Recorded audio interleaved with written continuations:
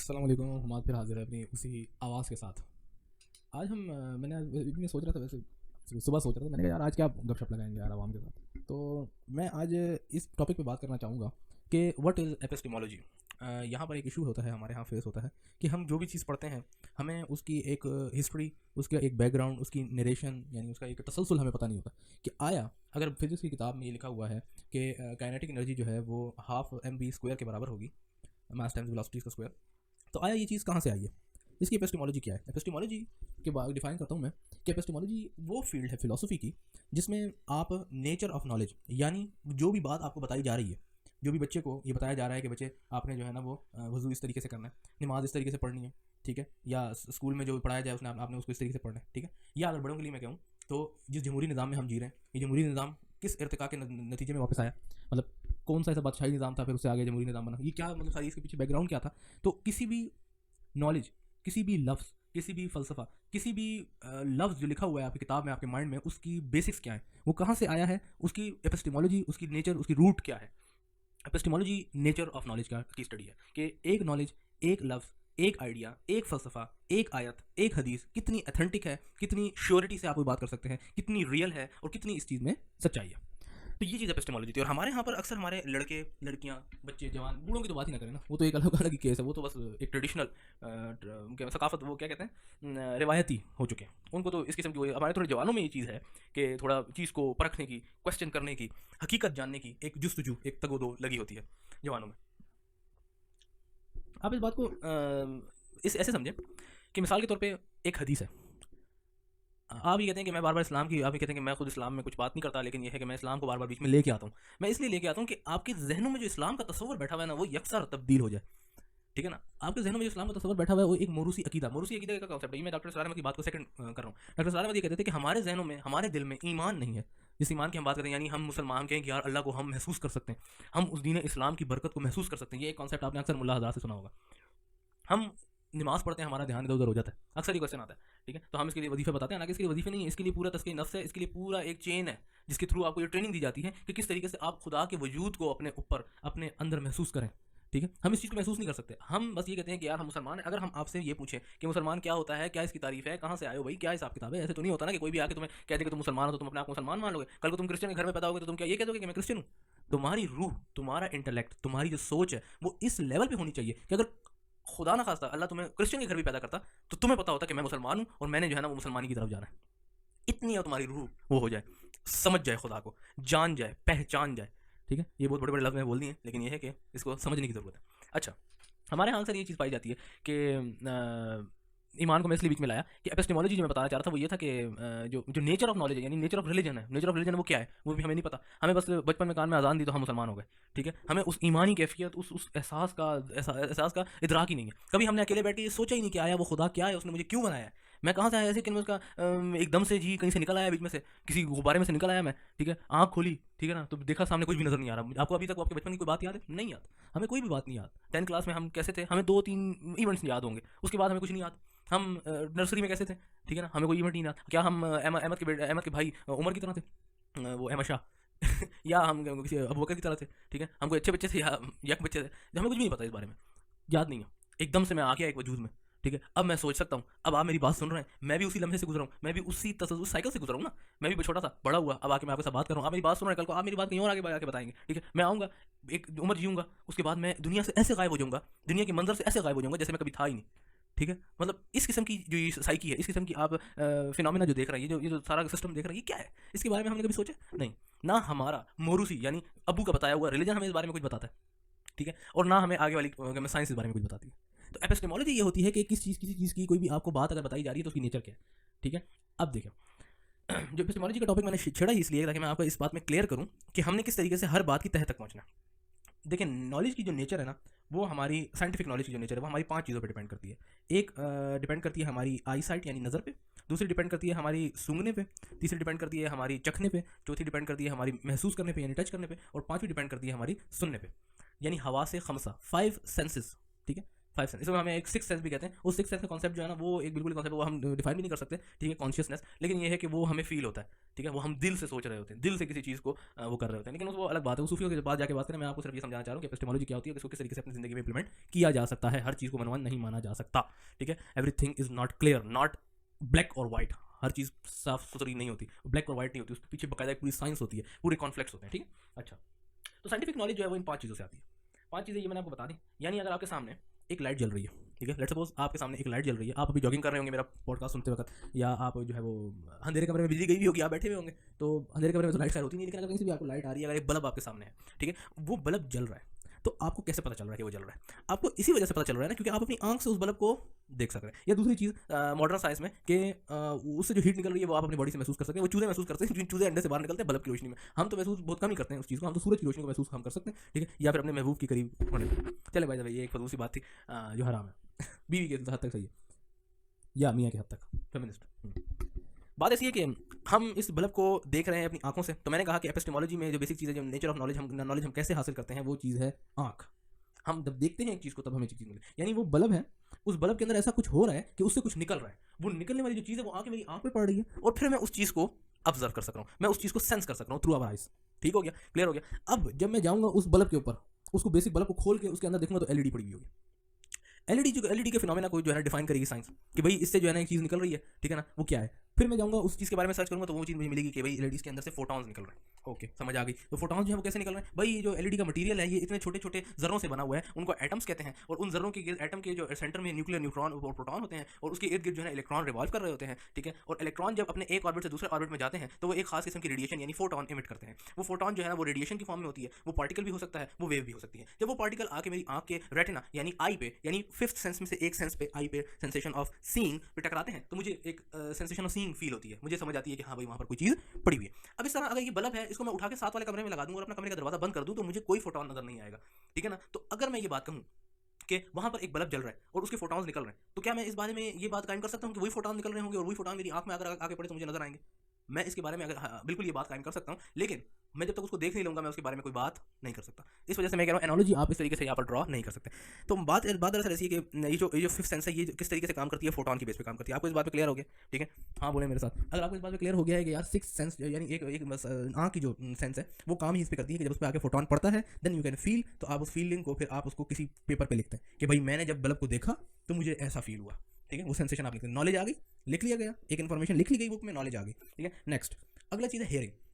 आपने देखा कि यार आप चुप करके बैठे हुए, सही है, एकदम से आपने कान में कोई टूटी लगाई, ठीक है, टूटी से मुरा दिया हैंड फ्री, मेरी आवाज़ आने लगी आपको, क्या यार फिर ये पागल आ गया बोलने के लिए, ठीक है, आपको मेरी आवाज़ आ रही, आप ये सोच रहे हैं कि यार आपको मेरी आवाज़ कैसे आ रही है। तो कैसे आ रही है जी, आपने जब गौर से देखा कि एक जो टूटी आपने लगाई है हैंड फ्री, उसको आपने खोल के देखा, उसके अंदर एक टाइनी सा ड्रम है जो वाइब्रेट कर रहा है, वो वाइब्रेट कर रहा है। तो वो जो वाइब्रेट कर रहा है तो आपको उससे आपके कान में कुछ सेंसेशन, कोई आवाज़, कोई वर्ड सुनाई दे रहा है, ठीक है। तो वो आपने उसको अंदर जब डीप जाके देखा तो आपने ये देखा कि यार वो ड्रम जब वाइब्रेट करता है ना तो वो अपने इर्द गिर्द के एयर पार्टिकल्स को डिस्टर्ब करता है। तो किसी भी मीडियम के अंदर जो डिस्टर्बेंस होती है वो एक्चुअल में साउंड होती है, और वो साउंड जब आती है, वो डिस्टर्बेंस आती है और अपने आपके कान में भी एयर है ना, उस कान की एयर के साथ टकराती है, तो कान की एयर के जो करीब के एयर ड्रम है उसके पार्टिकल्स को जब वाइब्रेट करती है तो सेंस ऑफ हियरिंग आती है। वो सेंस ऑफ हियरिंग आपके माइंड में जाती है, आप कहते हैं हाँ भाई ये जो है ना मैडम नूरजहां की आवाज़ है, और आप लिख लेते हैं, या शेख सुदेश की तिलावत है आप लिख लेते हैं, या ककारी वही जफर कासमी की नात है तो आप लिख लेते हैं।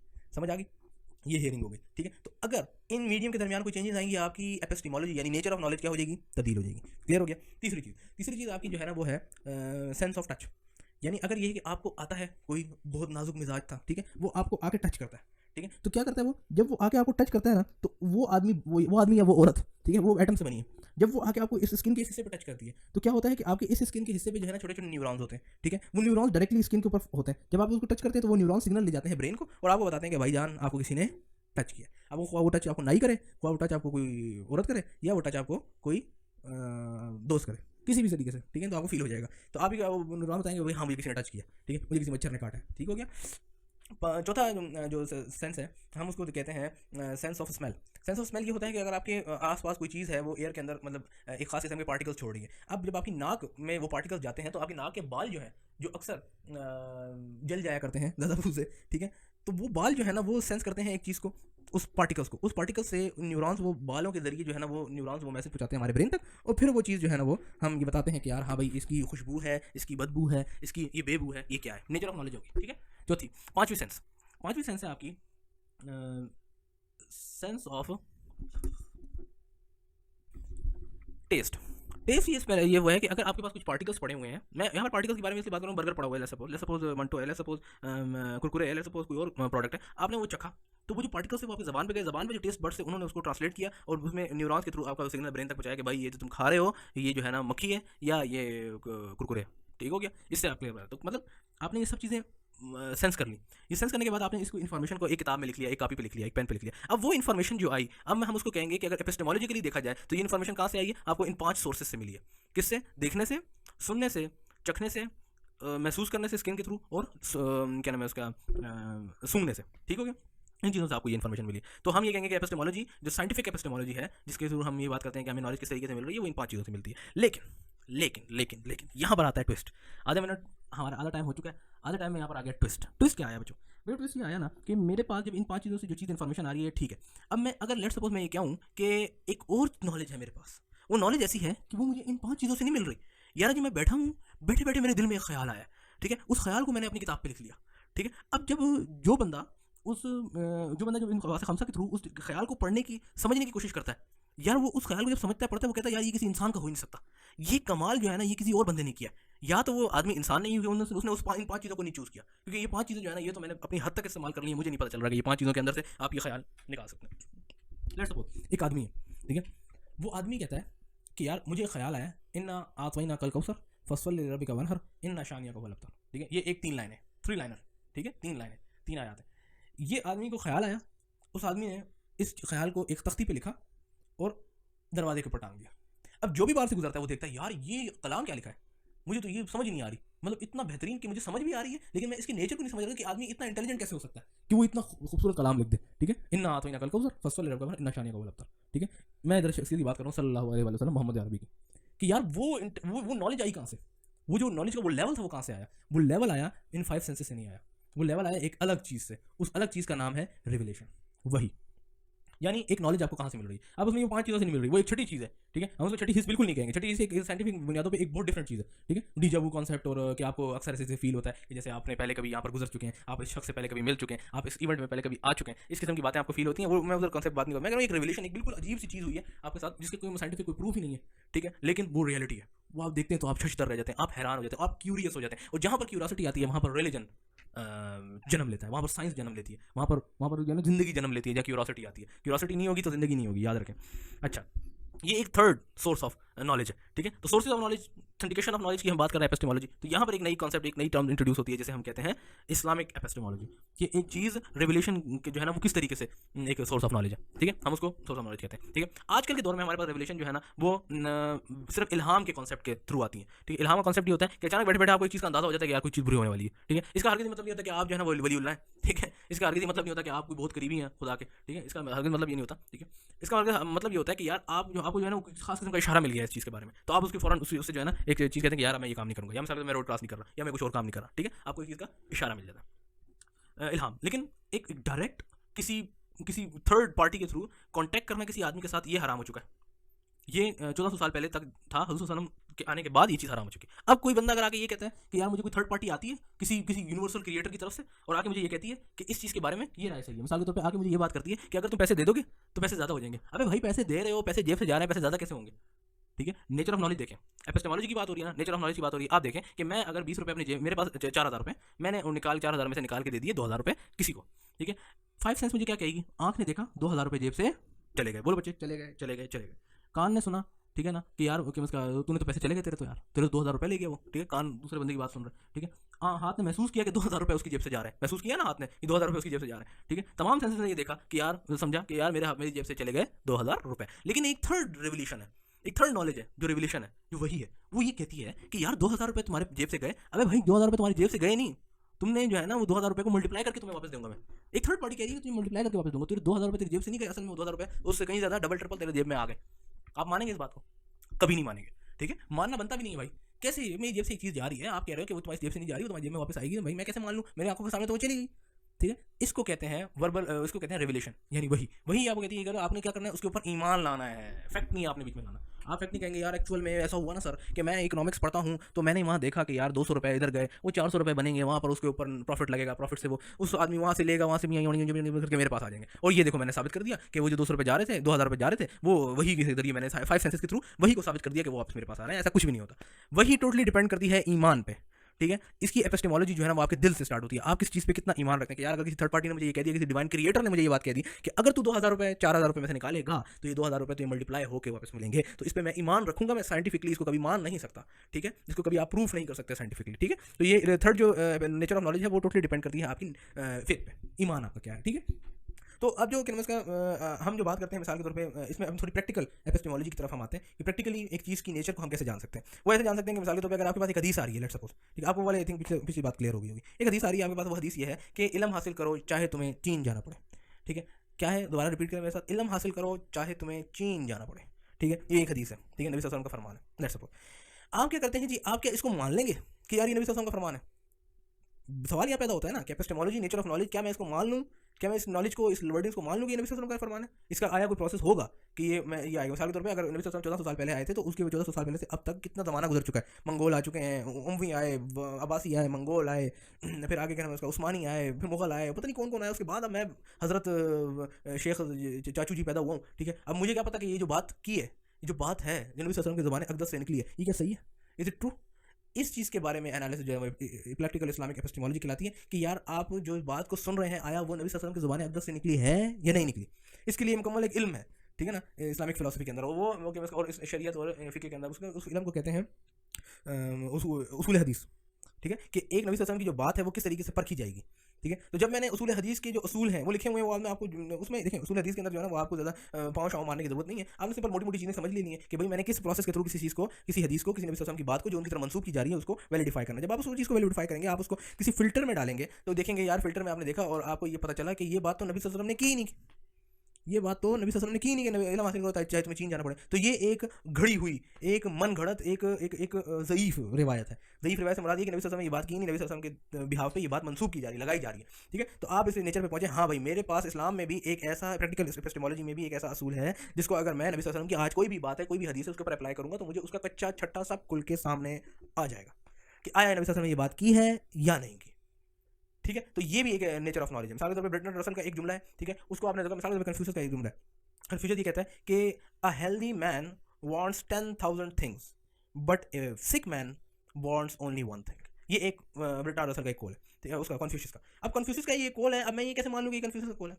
मुझे कोल तो बड़ा प्यारा लग रहा है भाई, बड़ी दिमाग जिस तरह इल्म हासिल हो चीन जाना पड़े, भाई दिमाग को पिक कर रहा है। चीन बड़ा दूर था अरब से, हज़रत ने फरमाया इल्म की स्ट्रेस करने के लिए, हज़रत ने फरमाया कि जाओ जी चीन जाओ इल्म हासिल करने के लिए, ठीक हो गया। इसी तरह कन्फ्यूजन साहब ने जो है ना उसको चीज़ को स्ट्रेस करने के लिए कि हेल्थ कितनी इंपॉर्टेंट है, ठीक है, उसको स्ट्रेस करने के लिए उन्होंने कहा कि जी हेल्थ जो है ना वो बड़ी इंपॉर्टेंट है। 10,000 बंदा 10,000 चीज़ें मांगता है हेल्दी बंदा, लेकिन अनहेल्दी बंदा सिर्फ एक चीज़ मांगता है कि भाई खुदा का वास्ता है शौकत खाना में ले जाओ, मुझे अगर मैं शेरपाव ले जाओ, मुझे शेख ज़ैद ले जाओ, मुझे जो है ना शहद दे दो, ठीक है, मेरा सारा पैसा ले लो, मुझे शहद दे दो। वो ये बात है, बिल्कुल ठीक है, सही बात है, लेकिन मैं कैसे मान लूँ कि ये बात कन्फ्यूशियस ने ही की है? ये एक फ़लसफ़ा है, ये मैं आपके माइंड सेट में बिठाना चाहता हूँ कि अपने दिमाग में हथौड़ियों से घुसा लें कि किसी भी बात को बगैर किसी दलील के नहीं मानना, बगैर किसी उसके नेचर के जाने बगैर उसको कभी नहीं मानना, कभी आंखें बंद करके किसी बात पे भरोसा नहीं करना, ठीक है। हमेशा उलमा के पास जाइए, हमेशा फिलोसोफर्स के पास जाइए, हमेशा फिजिसिस्ट के पास जाइए कि आया अगर एक बुक में ये इक्वेशन लिखी हुई है तो ये इक्वेशन कहाँ से आ रही है।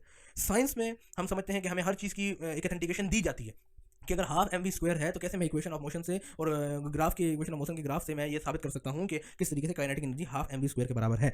बिल्कुल इसी तरह इस्लाम में भी हमें ये असूल दिए गए हमारे मुहद्दिसीन की तरफ से, जो हदीस को जमा करते थे, जो हदीस के बारे में समझते थे, और फिर फुकहा जो हदीस को इंटरप्रेट करते थे, और फिर सूफी जो तसव्वुफ यानी दिल के ताल्लुक को खुदा के साथ जोड़ते थे, उनके हाँ हर एक चीज़ का हिसाब किताब मौजूद है। ये हमें गलत बताया गया है, गलत पट्टी पढ़ाई गई है कि उलमा जो है वो हमेशा हवाई डजे करते हैं, फजूल की बातें इधर उधर ला के हज़रत सल्लल्लाहु अलैहि वसल्लम के नाम से मंसूब कर देते हैं। ऐसा कुछ नहीं। अगर आलिम को एक बात कर रहे हैं तो आप उससे जाके पूछे कि भाई ये नबी सल्लल्लाहु अलैहि वसल्लम ने बात की है या नहीं की है, ये कैसे साबित है, ठीक है। जब आप इस चीज़ माइंडसेट से आप आएंगे तो जिस तरीके से साइंस ग्रो कर रही है, जिस तरीके से मैं एक फील्ड इक्वेशन लिखता हूँ या मैं आइंस्टाइन की ग्रेविटेशन की इक्वेशन लिखता हूँ और मैं आगे फिजिक्स से पूछता हूँ कि भाई तू ये इक्वेशन लिख रहा है बोर्ड पे, मुझे बता कि ये इक्वेशन कैसे आई है, तो साइंस तो वो प्रोफेसर शायद आपको उस वक्त तो ना बता सके, लेकिन आपको बाद में कहेगा या तू ऑफिस आ जा, मैं तुझे पूरे नोट दे दूंगा। इस तरीके से आप पाइथागोरस थ्योरम से ये ब्लैक होल की आइंस्टाइन की इक्वेशन ड्राइव कर सकते हैं, ये श्वार्ज़शिल्ड का रेडियस ड्राइव कर सकते हैं, आप ये छोटे छोटे फोटॉन्स का मोशन जो है ना ये ड्राइव कर सकते हैं क्वांटम मैकेनिक्स से। वो आपको एक चीज़ की प्रूव कर देने का मुतहम्मिल होगा। लेकिन अगर आपको कोई आलिम ये बात करता है कि यार मैं इसका प्रूफ नहीं दे सकता, या तुम्हें इसमें प्रूफ से क्या करते, तुम अपने सिर्फ वो करो, फॉलो करो इसको और बस ये और तो उसकी बात कभी ना माने।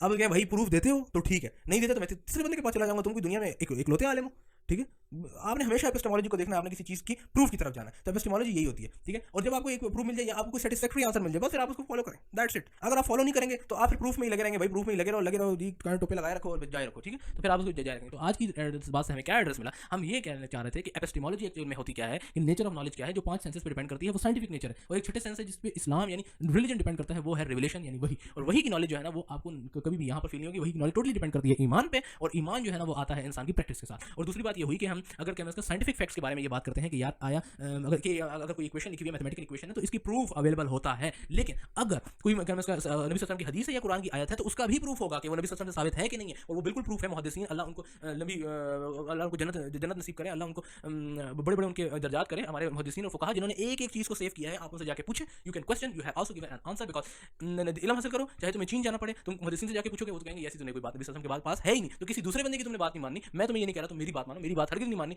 अगर तुम्हें किसी चीज़ पे शुबा है तो डायरेक्ट अपने आलिम के पास जाओ, उससे पूछो भाई ये बात हुई है या नहीं हुई, और वो उसके पास जरूर पे जरूर आंसर होगा। इस्लाम को बदनाम करने की एक घड़ोनी साजिश है कि हमारे पास एक ब्लाइंड फॉलोइंग का कॉन्सेप्ट है, ऐसा कुछ भी नहीं है। आपके पास बिल्कुल वही फिलोसॉफिकल एपिस्टेमोलॉजिकल आइडियाज हैं जो बिल्कुल इस्लाम के अंदर भी ऐसे ही इंप्लीमेंट होते हैं जैसे मैथमेटिकल इक्वेशन फिजिक्स की फिनोमेना को एक्सप्लेन करती है। हमारे को याद दीजिए, अगली मतलब किसी और गपशप के साथ हाजिर होंगे। आप आई होप आज का लेक्चर आपको समझ आया होगा, आज का आपको सब पसंद आया होगा। कोई भी मैंने गलती करी है, कोई भी गलत बात करी है, you are open to question, open to comment. आप मुझे कमेंट करें, मैं उस चीज़ को तस्दीक करूंगा, बकायदा मैं एक अलग वीडियो रिकॉर्ड करूंगा कि अगर मैंने इसमें कोई गलत बात करी है, अगर किसी की दिलदारी हुई है तो सॉरी फॉर दैट। उसके अब तक के लिए आउटरो मुझे करना नहीं आता। अल्लाह हाफ़िज़।